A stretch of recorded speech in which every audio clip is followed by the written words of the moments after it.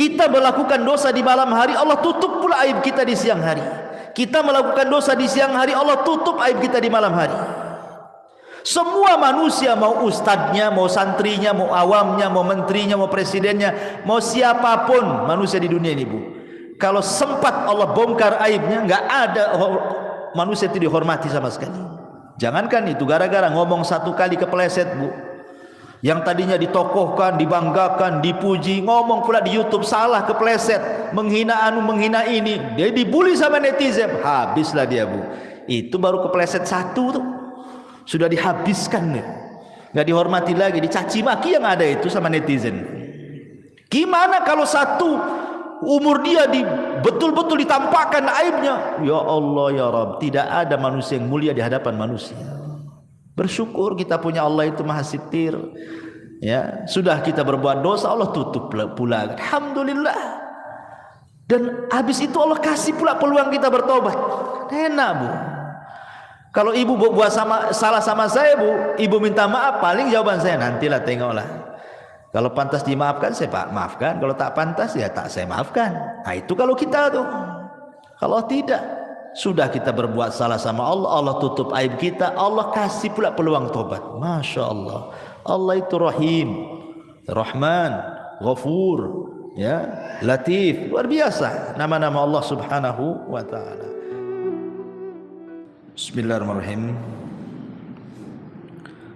Assalamualaikum warahmatullahi wabarakatuh. Alhamdulillah wassalatu wassalamu ala Rasulillah wa ala alihi wa sahbihi wa mawalah wa la hawla wa la quwwata illa billahi wa ba'du. Alhamdulillah, di pagi menjelang siang ini kita bisa kembali duduk di Masjid Nidaul Ilmi dalam rangka kajian rutin dan pembahasan. Di hari ini kita akan membahas seputar mukaffirat minadz-dzunub, hal-hal yang bisa menghapuskan dosa-dosa.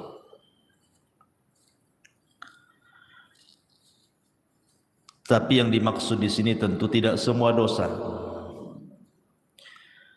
karena dosa itu terbagi menjadi tiga. Ada dosa yang disebut dengan dosa yang paling besar yang tidak mungkin diampuni, seperti kesyirikan. Itu tidak mungkin diampuni kecuali kalau dia bertobat. Karena itu berdasarkan nas Al-Quran, innallaha la yaghfiru an yushraka bihi wa yaghfiru ma duna dzalika liman yasha. Allah tidak akan mengampuni dosa orang yang menyekutukannya, dan Allah hanya mengampuni dosa selain itu. Yang kedua, ada dosa yang berkaitan dengan manusia, dan ini yang ditangguhkan ampunannya. Walaupun seseorang sudah meminta ampun kepada Allah Subhanahu wa ta'ala, kalau belum mendapatkan keridhaan dan keikhlasan orang yang kita sakiti, kita zalimi, kita ambil haknya, kita rampas kehormatannya dan begitu seterusnya, maka Allah Subhanahu wa ta'ala tidak akan mengampuninya sampai ada kerelaan orang yang dizaliminya. Dan kalau dia sampai mati dan tidak kunjung pula mendapatkan kerelaannya, maka nanti akan terjadi qisas pada hari kiamat. Kemudian yang ketiga, Inilah dosa antara kita dengan Allah Subhanahu wa taala. Inilah yang kita akan bahas, adalah dosa-dosa yang berkaitan kita dengan Allah Subhanahu wa taala selain syirik ataupun dosa yang berkaitan dengan orang lain. Banyak perkara-perkara sebenarnya yang hanya dengan melakukan amalan-amalan tertentu, maka Allah Subhanahu wa taala dengan sendirinya akan mengampuni dosa-dosa kita. Bahkan ada amalan-amalan itu yang kalau dilakukan itu, walaupun dosa kita sebanyak buih di lautan, maka Allah Subhanahu wa taala akan mengampuninya. Seperti apa contohnya? Nabi sallallahu alaihi wasallam bersabda dalam sebuah hadis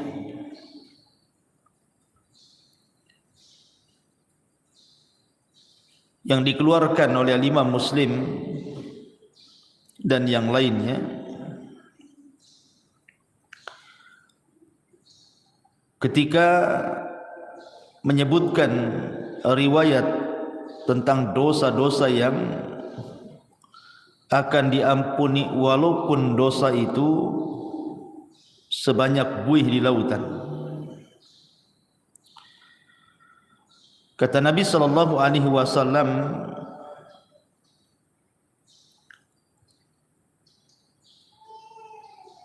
disebutkan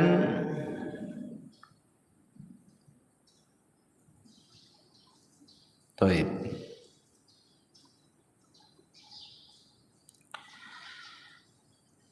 Dari Himran dia mengatakan,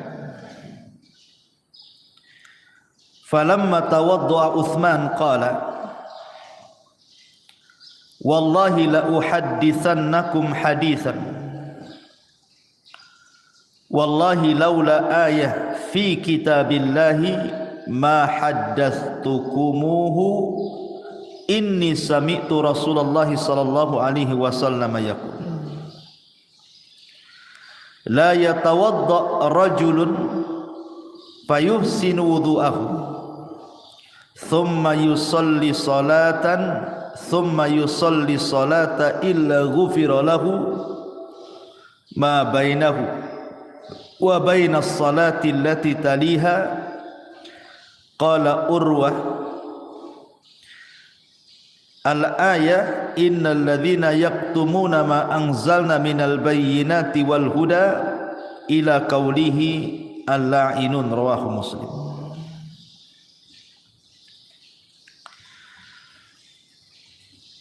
Dari Himran dia mengatakan,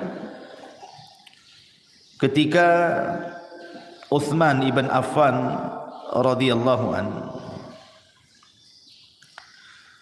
beliau melakukan wudu.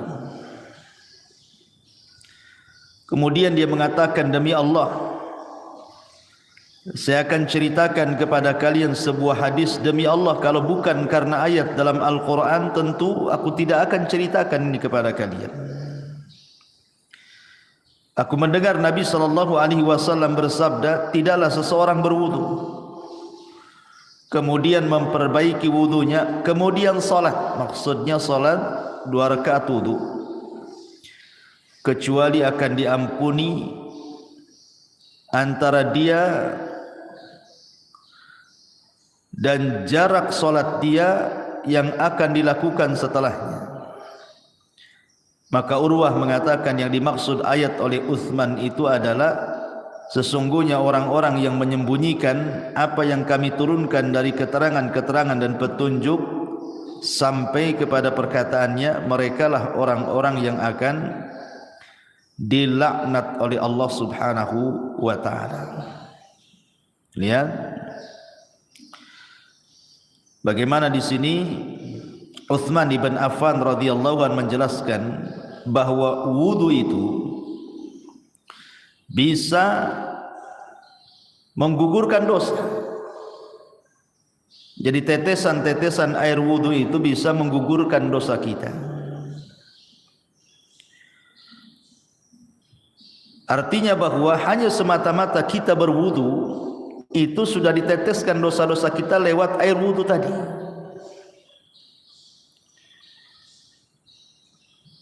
Bahkan Nabi SAW juga mengatakan dalam riwayat Muslim dari Abi Hurairah radhiyallahu anhu, "Man sabbahallaha fi duburi kulli salatin thalathan wa thalathin wa hamidallaha thalathan wa thalathin wa kabbarallaha thalathan wa thalathin fatilka tis'atan wa tis'un wa qama tamamul mi'ati la ilaha illallah wahdahu la syarika lah lahul mulk wa lahul hamdu wa huwa ala kulli syai'in qadir ghufirat khatayahu wa in kanat mithla zabadil bahri." Jadi kalau seandainya wudu tadi Bu itu sudah menggugurkan dosa, semata-mata ibu wudu itu bisa menggugurkan dosa tuh dari air wudu itu. Kemudian ibu melaksanakan sholat wajib. Setelah sholat wajib itu kan ada zikir Bu. Lihat bagaimana keutamaan zikir ba'da sholat itu. Barang siapa yang bertasbih setiap selesai sholat 33 kali, maksudnya ucapan subhanallah, kemudian mengucapkan alhamdulillah 33 kali, kemudian mengucapkan takbir Allahu Akbar 33 kali, maka jumlahnya 99 kali, digenapkan dengan la ilaha illallah wahdahu la syarikalah lahul mulk wa lahul hamdu wa huwa ala kulli syai'in qadir, kecuali akan dihapuskan kesalahannya walaupun sebanyak buih di lautan.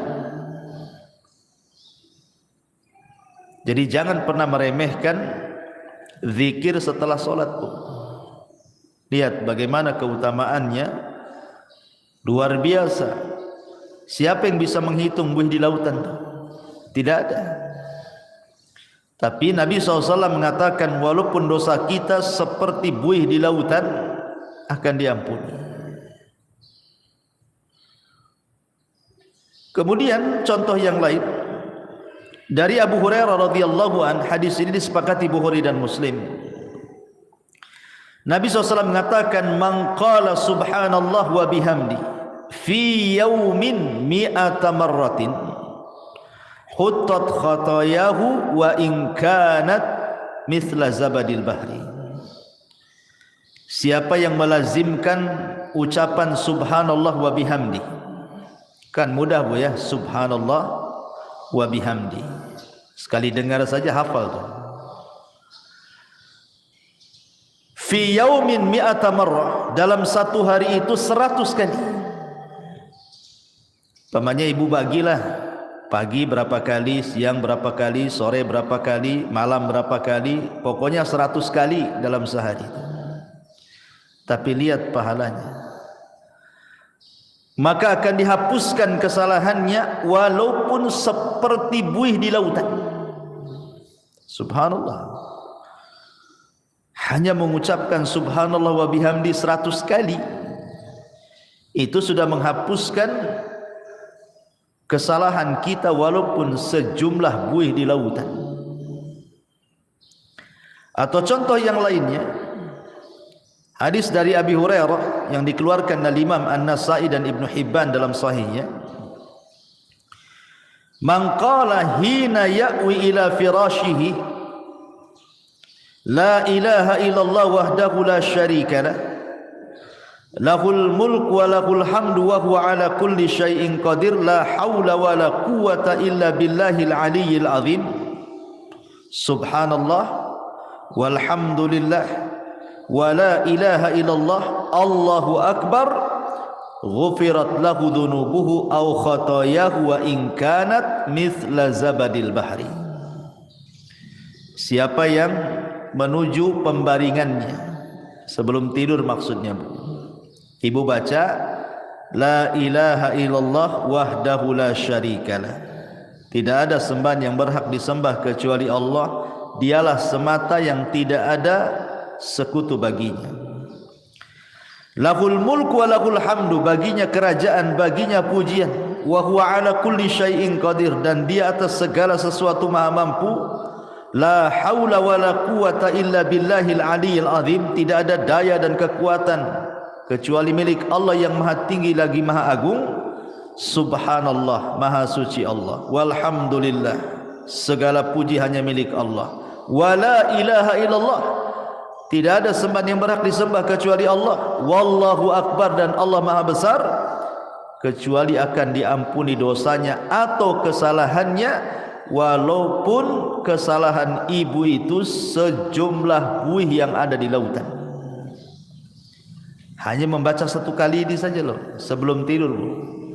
La ilaha illallah wahdahu la syarikalah, lahul mulku wa lahul hamdu wa huwa ala kulli syai'in qadir. La haula wa la quwata illa billahil aliyil azim. Subhanallah walhamdulillah wa la ilaha illallah, Allahu akbar. Cukup menghapuskan kesalahan kita walaupun sejumlah buih yang ada di lautan. Subhanallah Bu ya. Lihat, sebenarnya amalan-amalan zikir seperti ini itu kan bisa kita lakukan, karena zikir itu bisa dilakukan anak kecil, bisa melakukannya, orang remaja bisa melakukannya, orang dewasa bisa melakukannya, orang tua bisa melakukannya, laki-laki bisa, perempuan bisa, kapanpun bisa. Tidak harus mengeluarkan modal, yang penting dihafal, dibaca. Tapi lihat pahalanya, menunjukkan bahwa zikir itu amalan yang luar biasa. Salah satu penyebab dosa-dosa kita diampuni adalah dengan cara berzikir, baik berzikir yang sudah ditetapkan seperti setelah sholat yang saya tadi sebutkan, ataupun sebelum tidur, ataupun zikir umum tadi, membaca subhanallah wa bihamdi 100 kali. Tapi itu sudah cukup tuh menghapuskan dosa kita walaupun sejumlah buih di lautan. Luar biasa. Sebenarnya Islam itu mudah gitu ya. Cuman kita saja yang kadang-kadang sulit untuk atau malas untuk melakukannya. Zikir kan beda Bu dengan sholat. Harus ke masjid kalau laki-laki, harus ada gerakan walaupun ibu di rumah. Zakat harus pakai harta, haji apalagi capek-capek. Zikirnya hanya ngomong saja. Itu saja kadang-kadang malas kita berzikir. Tapi kita akan sebutkan beberapa amalan yang bisa menghapuskan banyak dosa. Yang pertama, bersolawat. Bersolawat kepada Nabi sallallahu alaihi wasallam. Dari Anas radhiyallahu an, Nabi sallallahu alaihi wasallam bersabda, "Man shalla alayya salatan wahidatan sallallahu biha asyra salawatin wa khutta anhu biha asyra sayyiatin wa rafa'ahu Allahu biha asyra darajat." Barang siapa yang bersalawat kepadaku satu kali, kata Rasulullah, maka Rasul akan bersalawat 10 kali kepada kita, dan kesalahan kita akan dihapus sebanyak 10 kesalahan, dan kita akan diangkat dengan 10 tingkatan. Hanya bersalawat saja Bu. Allahumma salli ala Sayyidina Muhammad, hanya ngomong begitu, maka Allah akan utus malaikat membawa salawat kita menuju mana? Malaikat akan datang ke kuburan Nabi, kemudian akan memberitahukan kepada Nabi kita bahwa ada di antara umatmu yang bersalawat kepadamu, maka Rasul akan bersalawat 10 kali kepada kita. Subhanallah, apalah sulitnya bersalawat sambil jalan dari sini pulang, atau tadi dari rumah ke sini Allahumma sholli ala Muhammad, kan enggak ada susah. Biasakan. Kalau bisa setiap ibu kaget itu yang dibaca. Karena saya di masyarakat itu aneh-aneh, kalau orang kaget apa pula yang diomongkan tuh. Ya. Bahkan saya punya kawan tuh, kalau kaget bilang jangkrik, kan sayang gitu. kaget aja jangkrik katanya. Ya Allah kan. Apa susahnya Allahumma sholli ala Muhammad daripada jangkrik yang disebut? Ya, jadi salawat itu satu kali sudah menghapuskan 10 kesalahan dari kita, mengangkat lagi 10 derajat dari kita. Rasul pula bersalawat 10 kali kepada kita. Ini yang pertama. Yang kedua adalah al-istighfar. Astagfirullah, astagfirullah, kan itu Bu ya. Kan mudah itu istighfar, sambil sini jalan pulang itu kan bisa astagfirullah, astagfirullah gitu ya. Disebutkan dalam sebuah hadis Nabi SAW mengatakan, man lazimal istighfar ja'alallahu min kulli dzikin faraja. Siapa yang melazimkan baca istighfar, maka Allah akan jadikan kesulitannya lapang. Bahkan Nabi Allah Subhanahu wa taala berfirman, "Wa man ya'mal su'an aw yadhlim nafsah, thumma yastaghfirillah yajidillah ghafurar rahim." Siapa yang melakukan kesalahan dan mendolimi dirinya, kemudian dia memperbanyak istighfar, maka Allah Subhanahu wa taala akan mengampuni dosanya, karena dia zat yang maha pengampun lagi maha penyayang. Dan lebih khusus lagi Rasul mengatakan, man istaghfarallaha fi duburi kulli salatin 3 marrat faqala astaghfirullah alladzi la ilaha illahu al-hayyul qayyum wa atubu ilaih ghufira lahu wa in kana qad farra minaz zahfi. Barang siapa yang mengucapkan astaghfirullah setiap selesai solat 3 kali saja, astaghfirullah alladzi la ilaha illahu al-hayyul qayyum wa atubu ilaih, maka Allah akan ampuni walaupun dia membawa dosa pernah lari dari pertempuran. Lari dari peperangan itu Bu, dosa besar.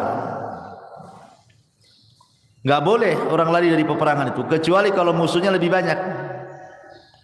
Umpamanya lebih dari 3 orang, 1 melawan 3 orang, boleh lari. Tapi 1 melawan 2 orang enggak boleh lari, sebab kalau lari dosa besar. Walaupun dia punya dosa besar, lari dari pertempuran, kalau dia istighfar 3 kali setelah sholat, Allah akan ampuni dosanya. Luar biasa.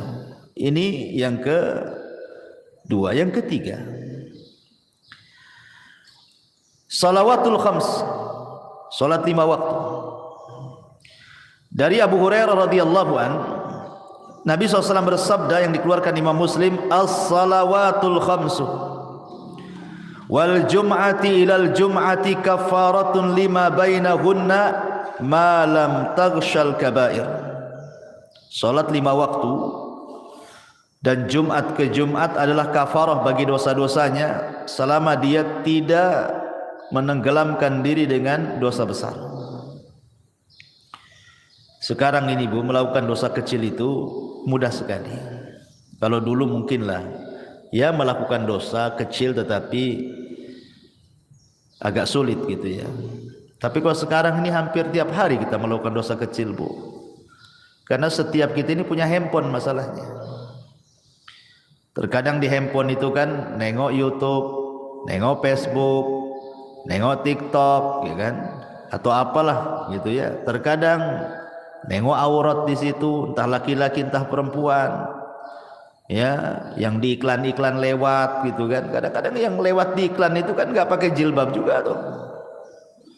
Kadang-kadang ada yang lagi sepak bola gitu kan, di atas lutut celananya itu kan aurat laki-laki.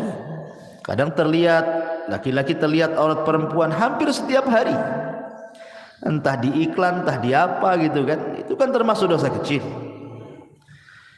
Maka kalau seseorang kemudian melanggengkan solat 5 waktu, maka solat dari zuhur ke asar, asar ke maghrib, maghrib ke isya, isya ke subuh, subuh ke zuhur, itu di antara selang waktu solat wajib ke wajib berikutnya itu menghapuskan dosa.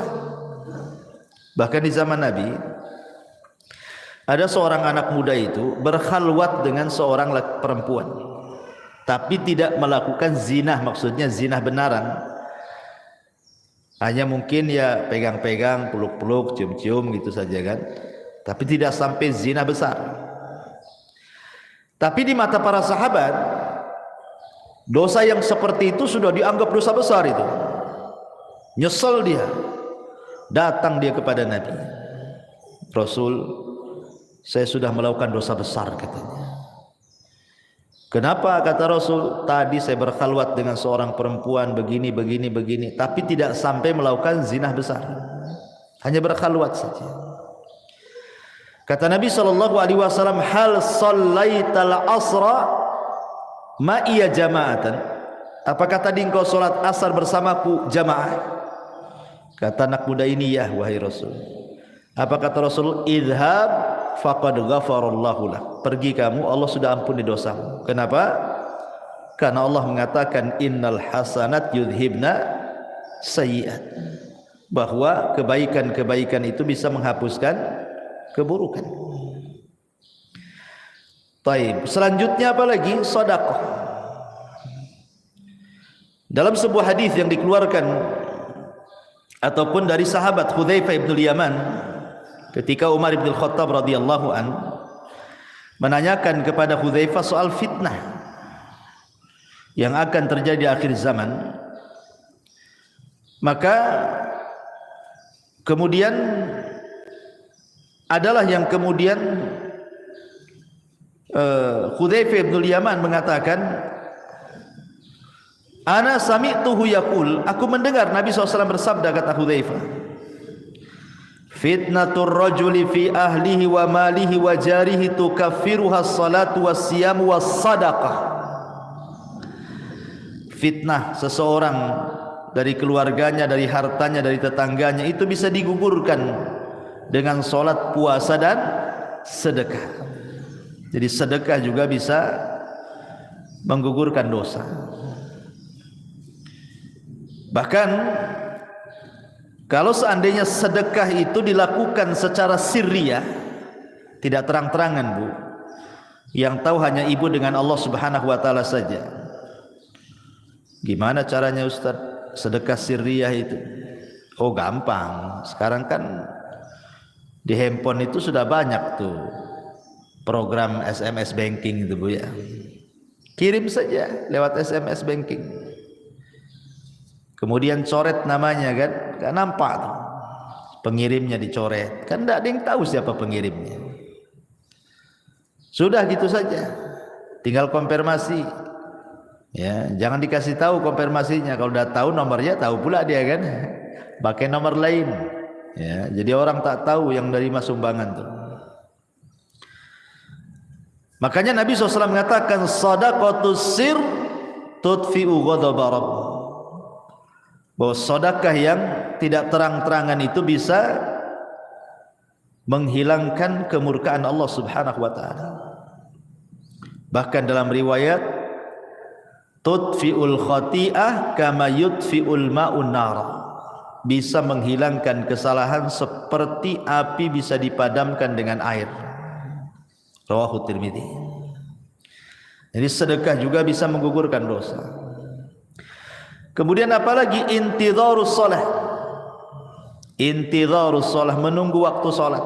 Rindu rasanya ibu itu di rumah itu, kapan duhur kok lama kali ya katanya. Nanti sudah salat duhur, kapan asar ini kok lama kali. Habis asar, aduh kapan nih maghrib ini kok lama kali. Ini terbalik, aduh udah duhur lagi katanya. Nanti asar cepat kali waktu ini, baru tadi itu sudah asar. Ah itu sholat jadi beban bagi dia tuh kalau ngomong kayak gitu tuh. Tapi kalau orang rindu menunggu sholat dan ingin sholat kembali, maka Nabi SAW mengatakan, isbagul wudu fil makari wa i'malul aqdam ilal masajid wa intidharus salati ba'das salah yughassilul khataya ghuslan.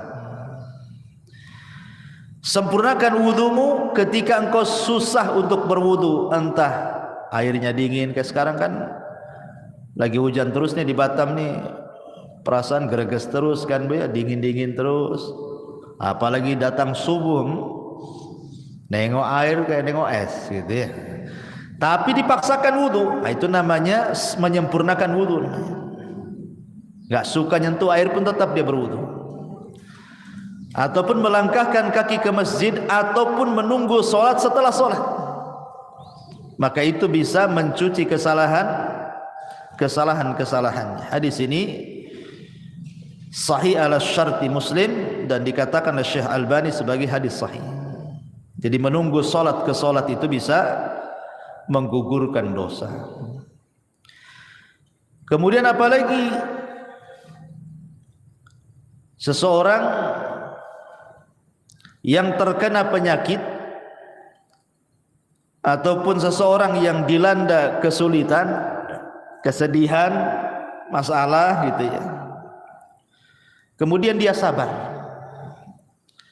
Kata Nabi SAW dari hadis Aisyah radhiyallahu anha, ma min musibatin tusibul muslim illa kaffarallahu biha anhu hatta syaukata yusyakah.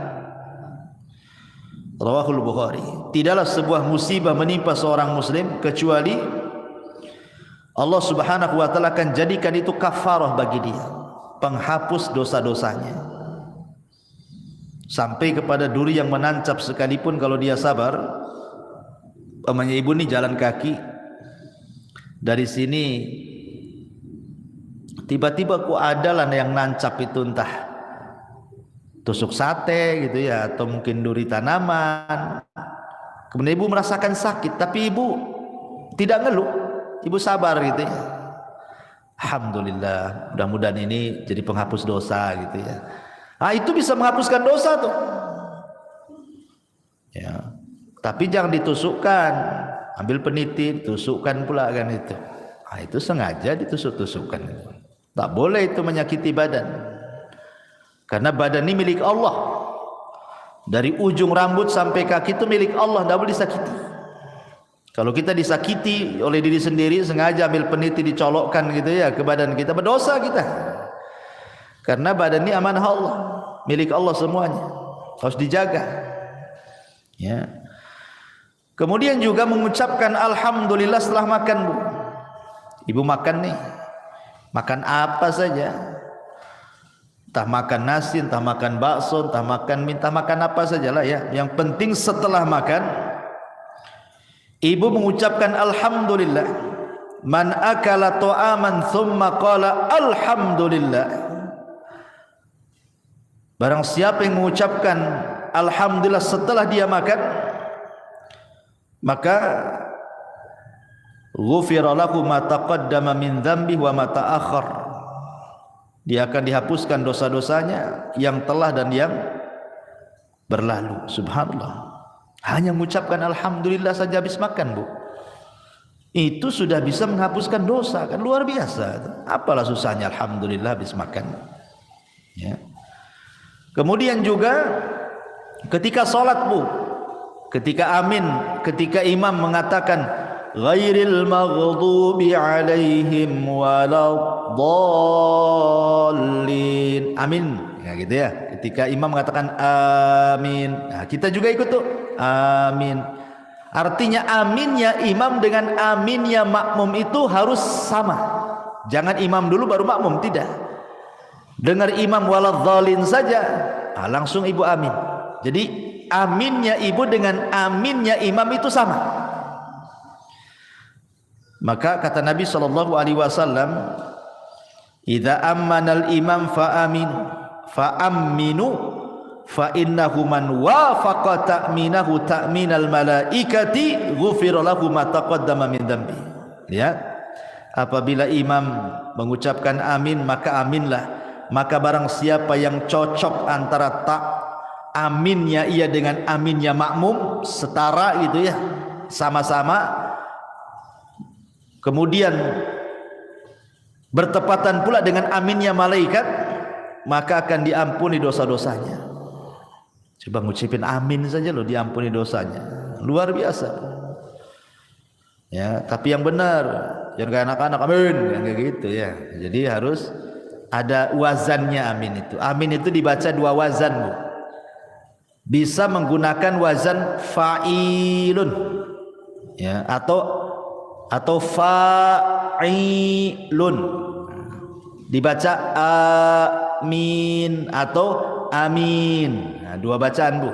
Amin itu 2 bacaan. Ala wazni fa'ilun atau fa'ilun, gitu ya. Bisa dibaca amin ataupun amin. Nah, dua-duanya boleh. Karena arti amin itu artinya ya Allah kabulkan doaku. Allahumma istajibli, itu arti amin itu. Jadi jangan main-main dengan amin itu, karena amin itu meminta kepada Allah agar doa kita dikabulkan dalam sholat. Kemudian juga contoh amalan yang lain adalah al-masyu ilal masajid, melangkah ke masjid. Itu pun termasuk yang bisa menggugurkan dosa. Seperti hadis yang tadi saya baca, isbagul wudu alal makarih wa kathratul khuta ila al masajid. Ghufira lahu ma taqaddama min dhanbi. Kemudian juga yang selanjutnya, bagi laki-laki al-muhafadhati ala salatil jum'ah, yang menjaga salat Jumat. Karena Rasul mengatakan al-jum'atu ila al-jum'ati kafaratun lima bainahuma. Subhanallah. Jadi kalau seorang laki-laki melaksanakan Jumat nih, pemain Jumat ini, betul-betul dia melaksanakan Jumat lah. Kemudian nanti ketemu Jumat minggu depan tuh, Bu, antara Jumat sekarang dengan Jumat minggu depan itu dosa kita sudah diampuni itu. Ya, makanya ibu dorong suami itu jangan malas-malas ke masjid untuk sholat Jumat kalau datang Jumatan itu. Cepatlah bang ke masjid biar dapat unta.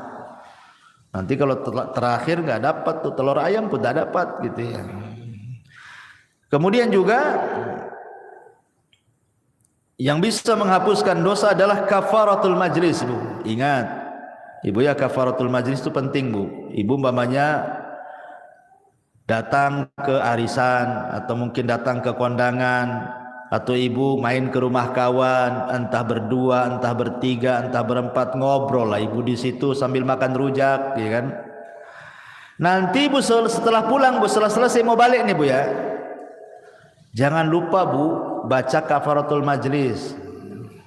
Subhanakallahumma bihamdika asyhadu an la ilaha illa anta astaghfiruka wa atubu ilaik. Kata kawannya, kayak ustad aja katanya. Ini habis ngaji ya. Bukan kafaratul majlis, bukan penutup kajian. Kafaratul majlis itu penutup majlis. Kenapa, Bu, disarankan membaca kafaratul majlis? Yang namanya orang ngobrol bertiga, berempat, apalagi orang rame, Bu, terkadang adalah yang keseleo ngomong tuh, entah keseleo akhirnya bicarakan orang, entah terlalu kasar nyinggung orang yang ada di situ. Coba bayangkan, coba ibu datang ke rumah kawan tak ada dosa, tahu-tahu ngobrol di situ jadi punya dosa. Akhirnya apa? Gibain orang, atau mungkin tersinggunglah orang yang ada di situ dengan ucapan ibu gitu ya, atau dengan intonasi ibu disangka ibu marah, jadi orang nggak enak kan. Nah, supaya hilang dosa-dosa di majelis itu, Bu, pulang tak bawa dosa, berangkat tak bawa dosa, gitu maksudnya. Supaya pulang pergi itu betul-betul tak bawa dosa. Jangan pula berangkat tak bawa dosa, pulang pula bawa dosa. Nah, itu pentingnya kafaratul majlis. Kemudian juga ibu kalau dengar azan, Bu, kan di situ ada doa. Ya, doa apabila ibu mendengar suara muazzin. Kata Nabi SAW, biasakan kalau ibu kan setelah membaca, kata Rasul, kalau muazzin bilang Allahu Akbar, ya kita Allahu Akbar, kan itu ya, sampai kepada hayya ala taini ya, hayya ala shalah, ya al falah, kan tidak sama tuh jawabannya. Ibu membaca la haula wala quwata illa billah. Habis itu kemudian membaca doa azan kan, Allahumma rabb hadhihi da'wati tamah sampai selesai. Selepas itu ibu membaca asyhadu an la ilaha illallah wahdahu la syarikalah wa anna Muhammadan abduhu wa rasuluhu raditu billahi rabbah wa bi Muhammadin rasula wa bil islami dina ghufira lahu min dzambihi. Kalau ibu membaca selepas mendengar azan, asyhadu an la ilaha illallah wahdahu la syarikalah wa anna Muhammadan abduhu wa rasuluhu raditu billahi rabba wa bi Muhammadin nabiyya atau rasula wa bil islami dina, maka akan diampuni dosa-dosanya. Coba hanya ngomong begitu saja diampuni dosa-dosanya. Ya. Kemudian juga at-tasamuh wal af. At-tasamuh wal af, memaafkan orang dan berlapang dada dari orang. Karena dalam sebuah ayat surah Al-Imran ayat 133 sampai 34, 134 Allah mengatakan, wasari'u ila maghfiratin min rabbikum wa jannatin arduha as-samawati wal ardu uiddat lil muttaqin. Bersegeralah kalian kepada keampunan Rabb kalian, karena sorga seluas langit dan bumi diperuntukkan untuk orang-orang yang bertakwa. Siapa orang yang bertakwa di sini? Alladzina yunfikuna fis sarra'i wadh-dharra wal kadhiminal ghaidh wal 'afina 'anil nas wallahu yuhibbul muhsinin. Orang yang bertakwa yang disediakan sorga seluas langit dan bumi itu, yang akan mendapatkan ampunan itu adalah orang-orang yang berinfak baik dalam kondisi senang ataupun susah, dan orang-orang yang menahan emosi dan mudah memaafkan manusia. Tahan emosi, kalau lagi marah tahan. Itu bisa menghapuskan dosa, Bu. Jadi kalau ada orang yang nyakiti ibu, tiba-tiba ibu dimarahi orang, digibai orang, ya ibu manusiawi kan, pasti mau marah kan itu. Tapi ibu tahan-tahan marahnya. Ketika ibu menahan marah itulah dosa ibu diampuni itu. Apalagi sampai memaafkan. Kasih uzur. Ah, sudahlah. Saya maafkan, memang dia gitu sih. Biasalah dia gitu. Nah, dimudahkan gitu ya, disederhanakan masalah, Bu. Jangan dibesar-besarkan. Nanti jadi tengkar. Nah, itu saja bisa menghapuskan dosa. Kemudian yang lain juga bacaan tahlil, Bu. Bacaan la ilaha illallah. Kata Nabi SAW, man qala la ilaha illallah wahdahu la syarika lahul mulku wa lahul hamdu wa huwa ala kulli syai'in qadir fi yaumin mi'ata marrah. Barang siapa yang mengucapkan la ilaha illallah wahdahu la syarika lahul mulku wa lahul hamdu wa huwa ala kulli syai'in qadir, dalam satu hari itu 100 kali, Bu. Apa kata Rasul? Kanat adlu asyri riqabin wa kutibat lahu mi'atu hasanatin wa muhiyat anhu mi'atu sayyiatin. Maka sebanding dengan memerdekakan 10 budak, akan dicatat 100 kebaikan, akan dihapus 100 kesalahan. Masya Allah ya. Ibu merdekakan budak dari mana duitnya, Bu? Cukup membaca ini saja 100 kali sama dengan ibu merdekakan budak 10 budak. Cukup tidak dicatat lagi 100 kebaikan, cukup tidak dicatat lagi, dihapus lagi 100 kesalahan. Hanya ngomong begini, Bu ya. 100 kali. Ibarat kita infak gitu ya untuk memerdekakan. Harga budak tuh tak tahu sekarang berapa tuh ya. Tapi cukup membaca ini 100 kali saja sudah sama dengan memerdekakan 10 budak. 100 kesalahan dihapus, 100 kebaikan dicatat. Subhanallah. Termasuk juga, Bu, salatu rakaataini, salat 2 rakaat apabila ibu melakukan dosa. Ibu habis gibah nih di tetangga nih. Lama pula gibahnya setengah hari. Baru balik, aduh mak, tadi saya sudah gibai orangnya. Nantilah, langsung ibu telepon sama yang digibai itu. Saya minta maaf loh, tadi saya yang gibai anti loh. Minta maaf ya. Habis itu ngomong sama kawan-kawan yang satu majelis tuh, saya nggak ikut-ikut loh katanya. Nah, ibu langsung sholat 2 rakaat tuh, sholat tobat namanya ya. Maka kata Nabi SAW, ma min abdin aznaba dzamban fayuhsinu tuhur thumma yaqumu fayusalli rak'ataini thumma yastaghfirullah illa ghufiralah. Tidaklah seorang hamba melakukan dosa kemudian dia memperbaiki wudu, kemudian dia salat 2 rakaat, salat taubat, bertobat kepada Allah, kecuali Allah akan ampuni itu dosa-dosanya. Ya. Kemudian juga yang bisa menghapuskan dosa adalah ittiba'us sayyi'ah al-hasanah, ikuti yang buruk dengan yang baik. Jadi kalau seandainya satu hari ini kita melakukan keburukan, maka buatlah satu hari ini juga melakukan kebaikan. Boleh jadi mungkin satu hari ini ibu tidak sadar marahi orang. Orang yang dimarahinya mungkin ya kita tidak tahu apakah dia menerima atau tidak gitu kan. Tapi mungkin ibu melakukan hal yang sama.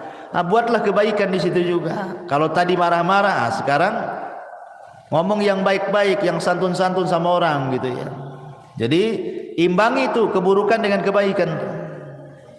Sebagaimana yang sering saya katakan, kalau ibu melakukan dosa yang tidak terang-terangan dalam satu hari ini 2 kali, maka lakukan juga amalan yang baik yang tidak terang-terangan 2 kali juga, supaya bisa menghapus kesalahan tadi. Karena Rasul yang mengatakan wa'at bi'is sayyi'atal hasanata tamhuha, ikutilah yang buruk dengan yang baik. Yang baik itu pasti mengalahkan yang buruk. Innal hasanat yudhibnas sayyi'at, karena kebaikan itu bisa menghilangkan keburukan. Termasuk juga orang-orang yang mati syahid, orang-orang yang terlibat dalam perang gitu ya. Karena Rasul yang mengatakan Allah akan mengampuni dosa orang yang mati syahid apapun dosanya kecuali utang, kecuali kalau dia punya utang lain, kata Rasul.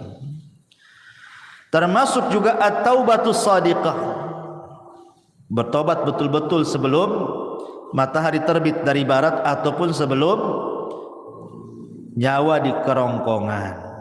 Nah, itu bisa menghapuskan dosa. Termasuk juga puasa. Pertama puasa Asyura, puasa di bulan Muharram, tanggal 10 bulan Muharram. Kata Rasul, yukaffiru sanatal madiyah, menghapuskan dosa 1 tahun ke belakang, rawahu Muslim. Ataupun puasa Arafah tanggal 9 bulan Dzulhijjah umpamanya ya. Rasul mengatakan yukaffiru sayyi'atal madiyatal baqiyah. Kalau puasa tanggal 9 Dzulhijjah ini lebih hebat lagi pahalanya, dihapuskan kesalahannya setahun ke belakang dan setahun ke depan, luar biasa. Ataupun puasa bulan Ramadan. Nah, itu kalau Ramadan jelas-jelas Bu ya, puasanya, sholat malamnya, Lailatul Qadarnya, itu menghapuskan dosa semua itu.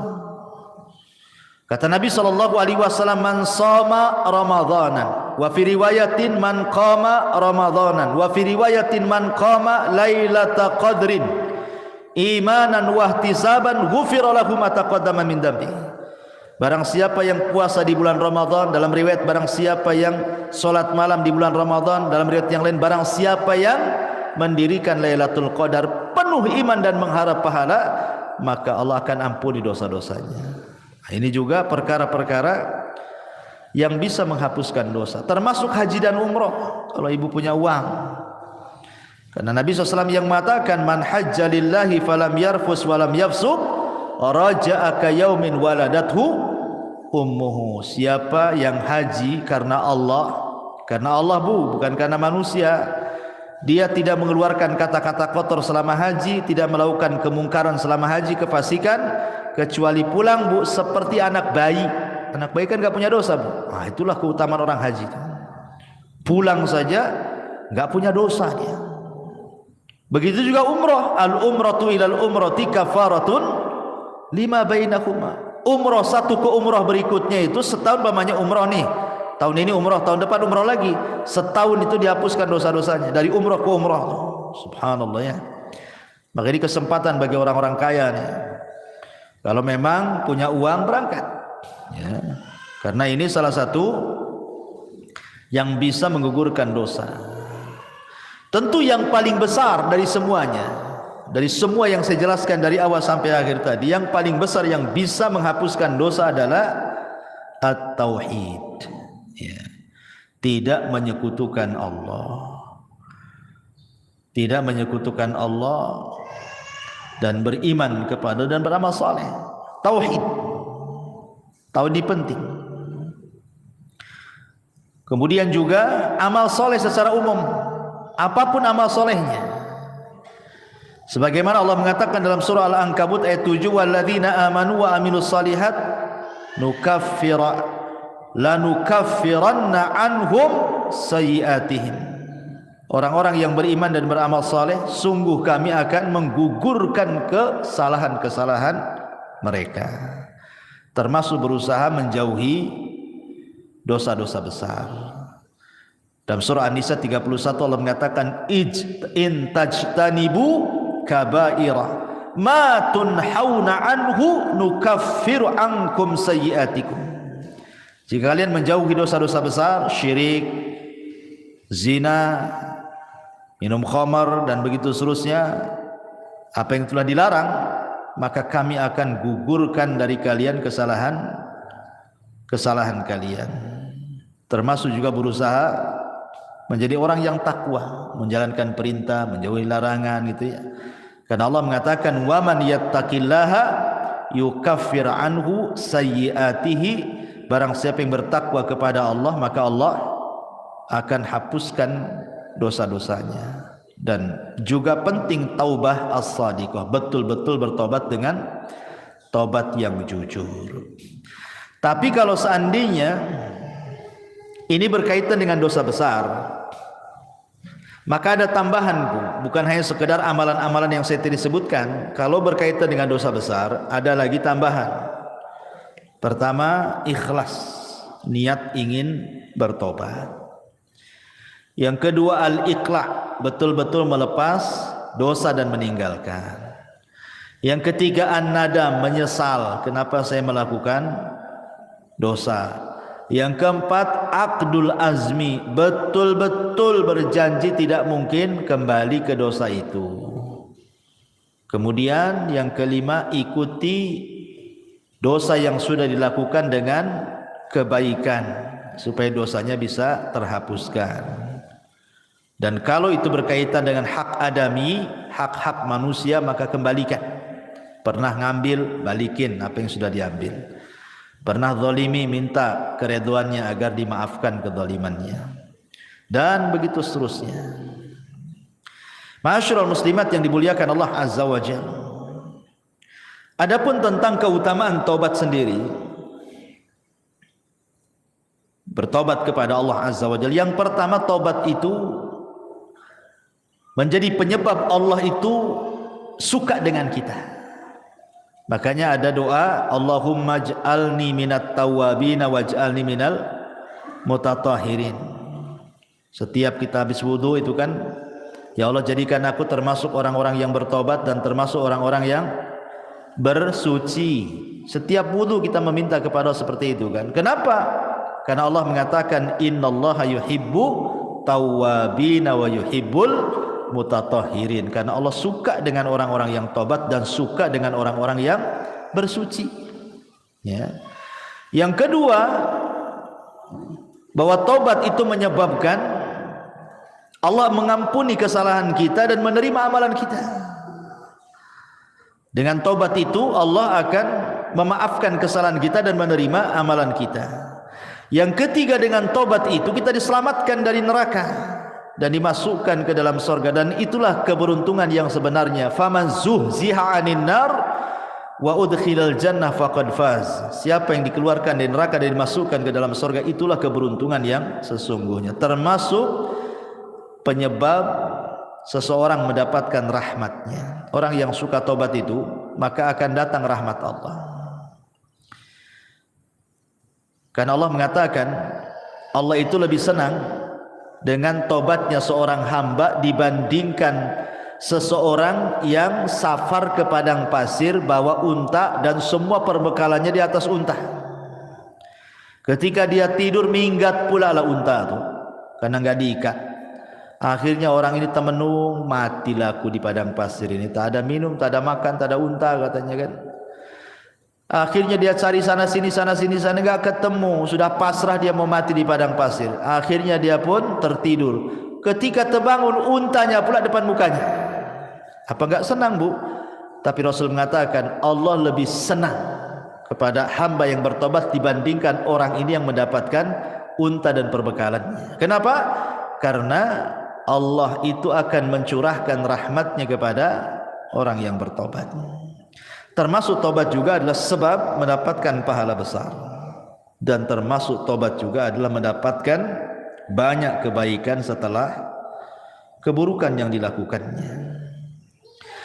Baik, ma'asyiral muslimat yang dimuliakan Allah Subhanahu wa taala, intinya bahwa seorang hamba itu tidak boleh bosan untuk mencari rahmat Allah Subhanahu wa taala.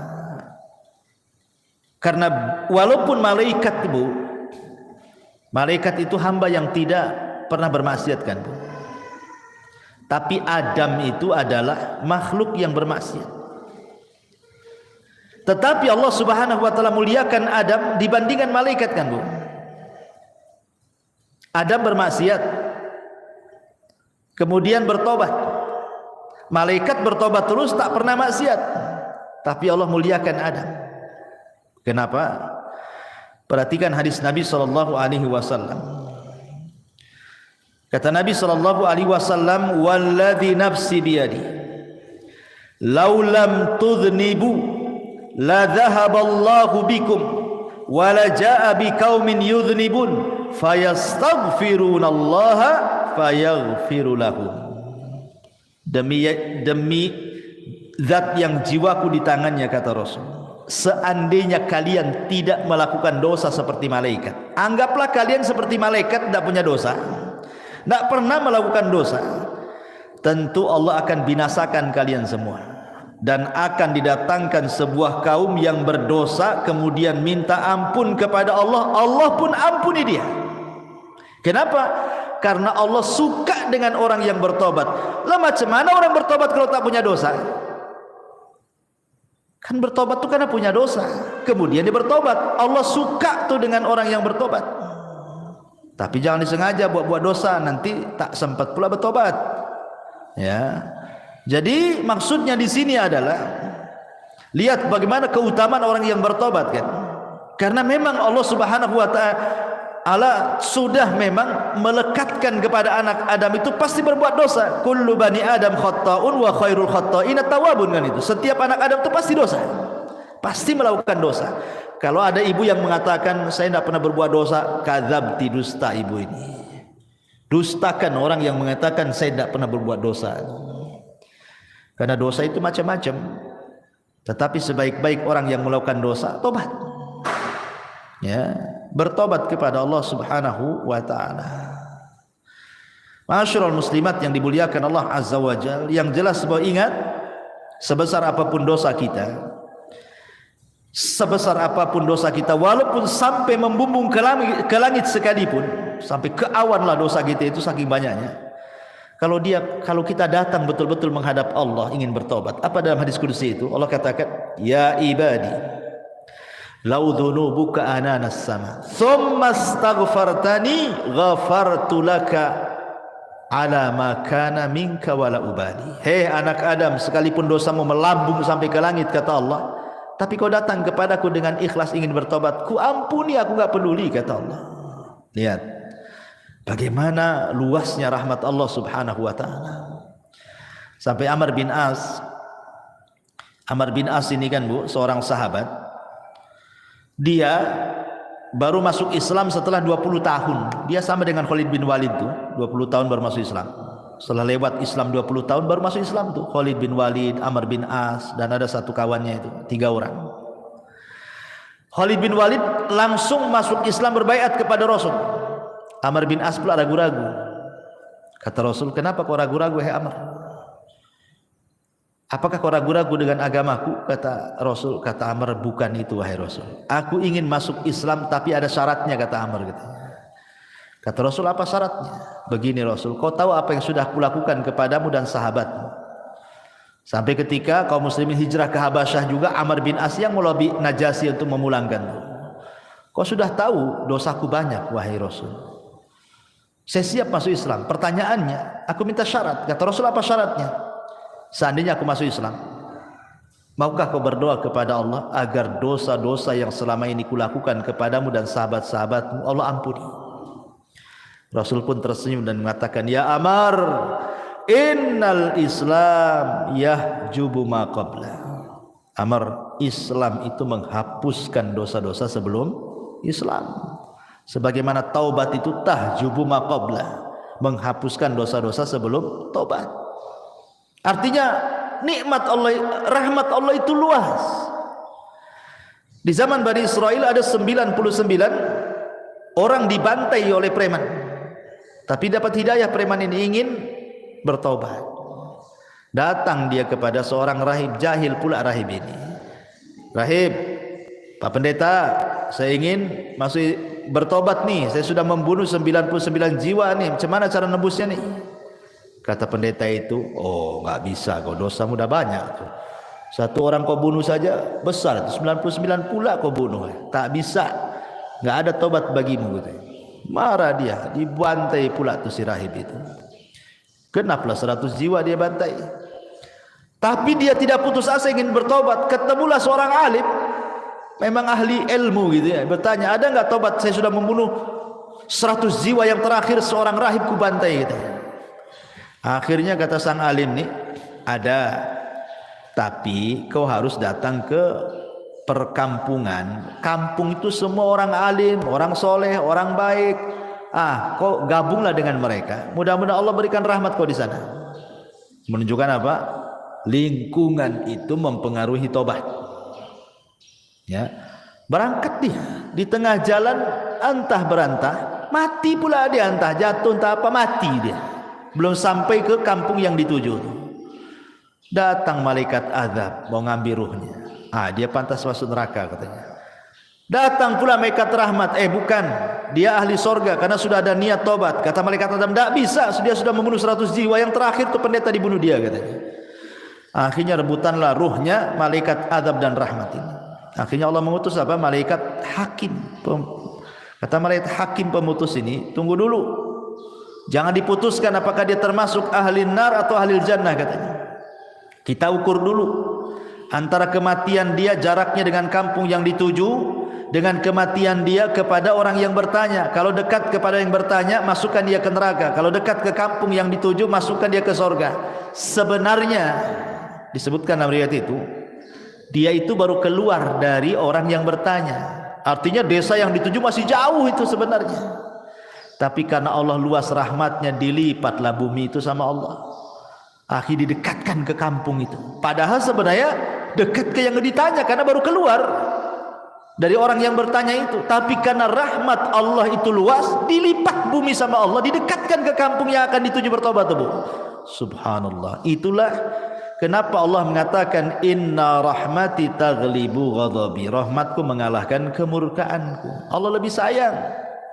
Ya, karena sudah ada niat tobat, dilipat bumi, dekatkan pula ke kampung bertobat, masuklah dia ke dalam sorga. Itu menunjukkan apa? Jangan putus asa dari rahmat Allah Azza wa Jalla. La taqnatu min rahmatillah, innallaha yaghfiru dzunuba jami'a. Jangan pernah putus asa dari rahmat Allah. Karena Allah itu mengampuni semua dosa, sebesar apapun dosa, hatta syirik sekalipun. Anggaplah syirik sekalipun. Tapi kalau dia ingin bertobat kepada Allah Subhanahu wa taala, enggak ada mustahil.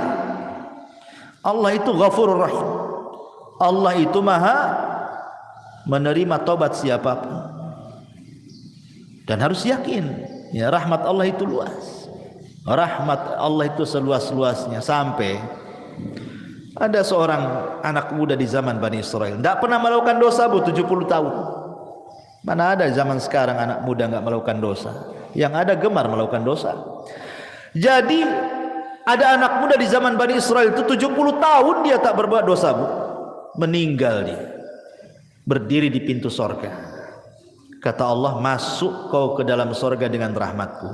Kata anak muda itu, tidak mau saya ingin masuk sorga dengan amalanku katanya. Kata Allah, masuk kau ke dalam surga dengan rahmatku. Tidak, saya tidak akan masuk surga dengan rahmatmu, tapi saya ingin masuk surga dengan amalanku. Kalau memang aku pernah berbuat dosa, kemudian kau ampuni dosaku, kau masukkan aku ke surga dengan rahmatmu, wajar.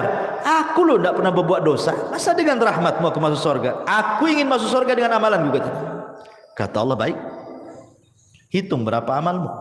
Dihitunglah amalannya itu.